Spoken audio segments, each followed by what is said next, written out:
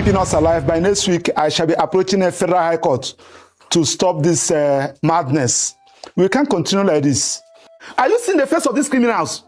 These alleged criminals? Look at their face.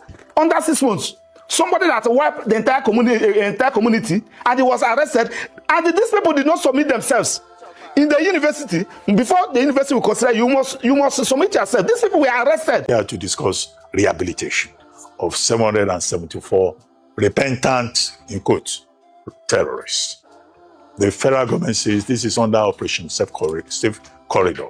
These 774 persons were trained in vocational skills for 24 weeks in Gombe, and now they are being released to society, being reintegrated under DDR, disarmament, demobilization, reintegration. What's your take on this development?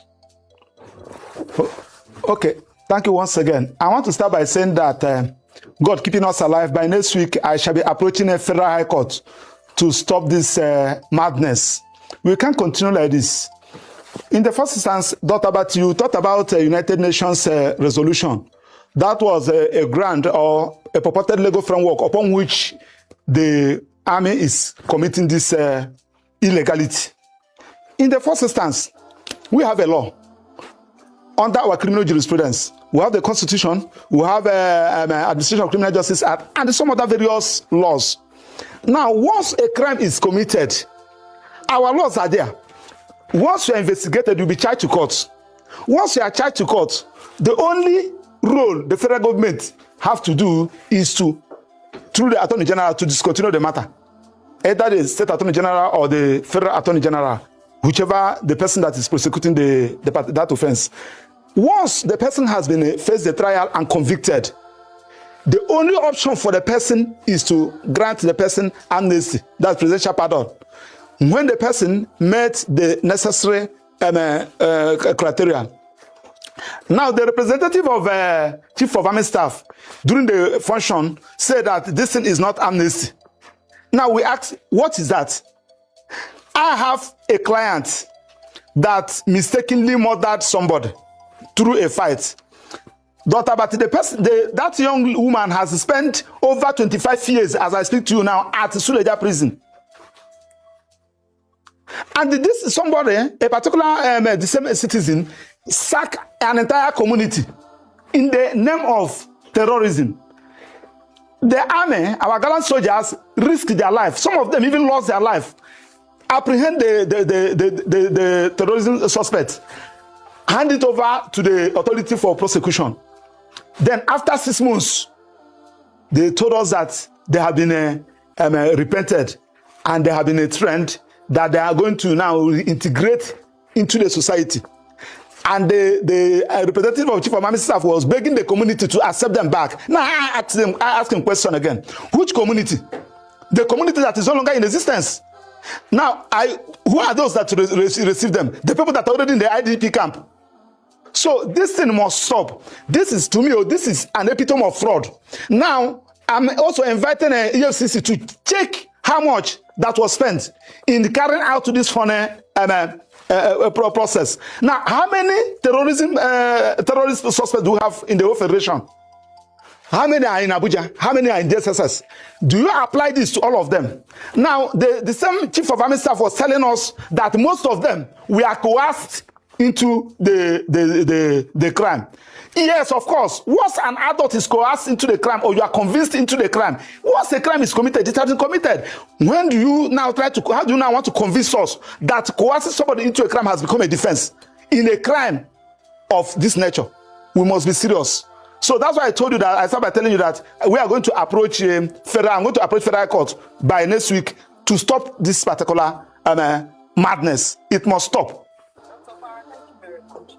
I'm sure you recognize and understand that in terms of a crime, terrorism is quite complex. It's not as straightforward as your regular crimes. So let me take two statements from the United Nations, and I'd like to get your thoughts on this.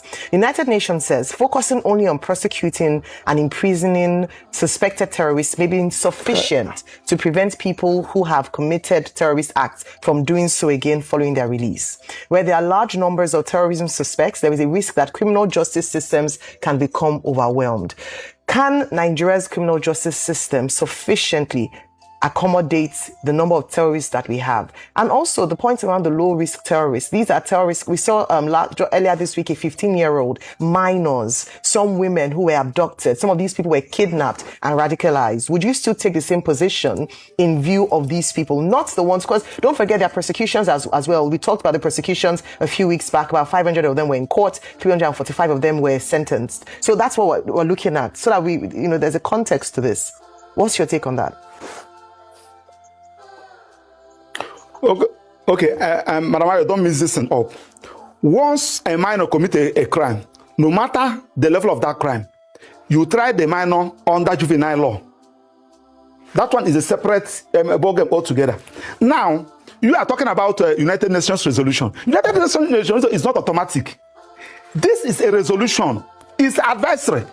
It is now left for each sovereign state to look at your own peculiar laws, look at your own peculiar circumstances before you now apply it. Now, one, you should check whether that resolution is even in conflict with your own law. If it is in conflict with your own law, it cannot be applied. That one is one. Then two, if you must apply it, there must be amendment, legislative amendment on that particular issue. That one is also on that. Then two, you should also check the level of crime.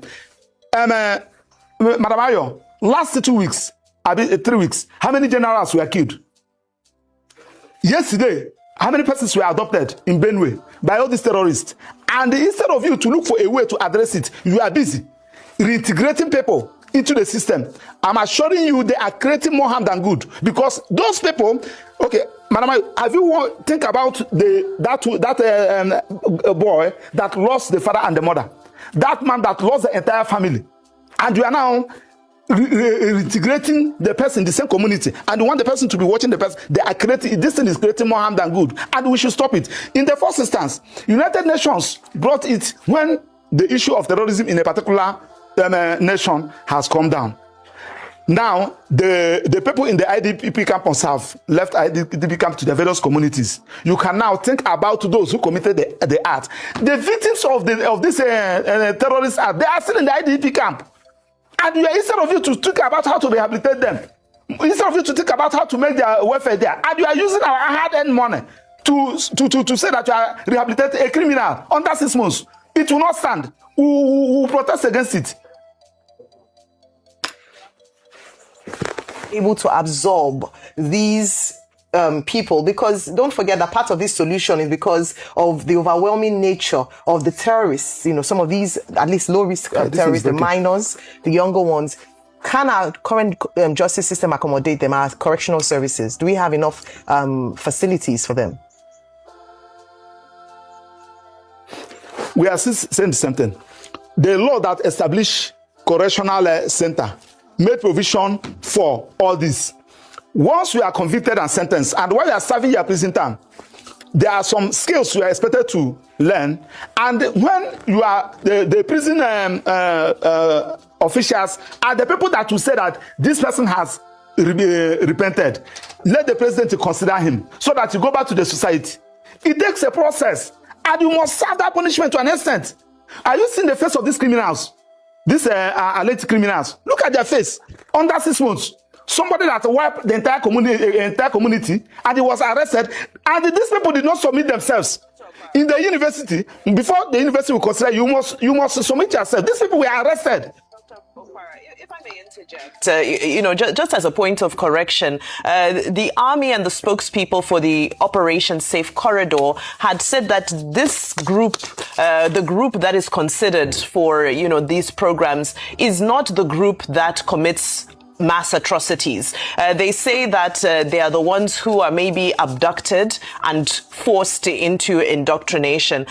Just as a matter of clarity, because you said these people, the faces of these people, they've killed so many people. Just point of correction. They, according to them, I'm not holding brief for them, but their statement says that they specifically target those who are, in essence, victims of circumstance. But still speaking on the point of victims of circumstance, Amidst this group, there were 8 foreigners, 1 from Burkina Faso, 1 from Cameroon, 2 from Chad, 2 from Niger Republic. I'd just love to get your opinion on that. Should we be rehabilitating foreign nationals?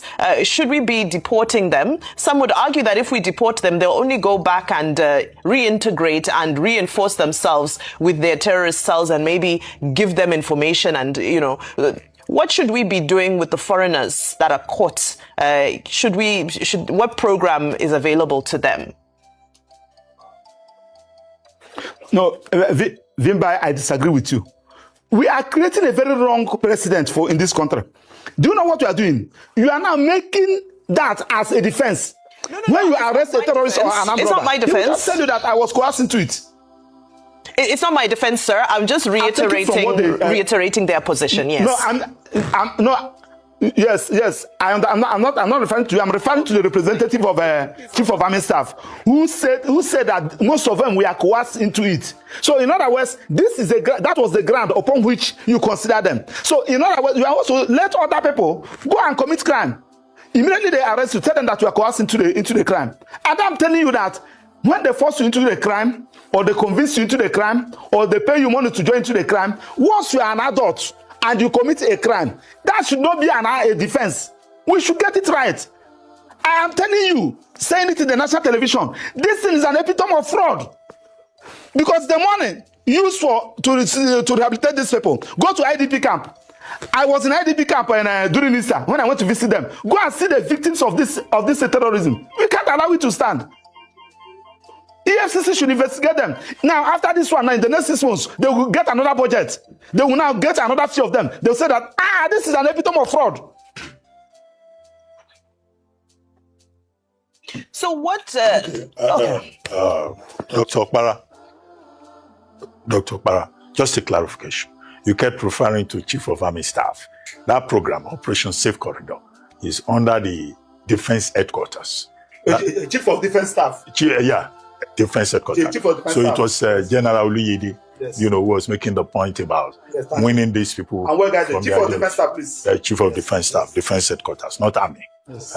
They have enough on their plates to worry about. But what do you think about this whole idea? You are very clear about rehabilitation. But the basic philosophy by the United Nations in those resolutions that I mentioned earlier is that even terrorists under their counter-terrorism resolutions can still be rehabilitated. But you are saying that in Nigeria, it doesn't make sense. That prosecution should come first under PRR, which is also a United Nations program. But I said earlier on that, does Nigeria even have the capacity to follow the basic protocols before unleashing these persons onto society? Is there something that could be done differently? Yes. Dr. But we are saying something. United Nations resolution is not binding on every country. Section 9. Yes. So when you have the resolution, you now look at your own circumstances. You look at your own law. Can I apply it? This is not the only resolution of the United Nations, for goodness sake. Then when you check, this is not something that we can apply now. The issue of terrorism is on a high side. As I'm talking to you, many people were killed 3 days ago. You don't do the right thing on the wrong time, for goodness sake. What we are saying is that you cannot apply this thing. Okay, now I challenge the representative of the Chief of Defense Staff. Yesterday, when you are talking about this thing is not amnesty, this is an art trying to reduce terrorism.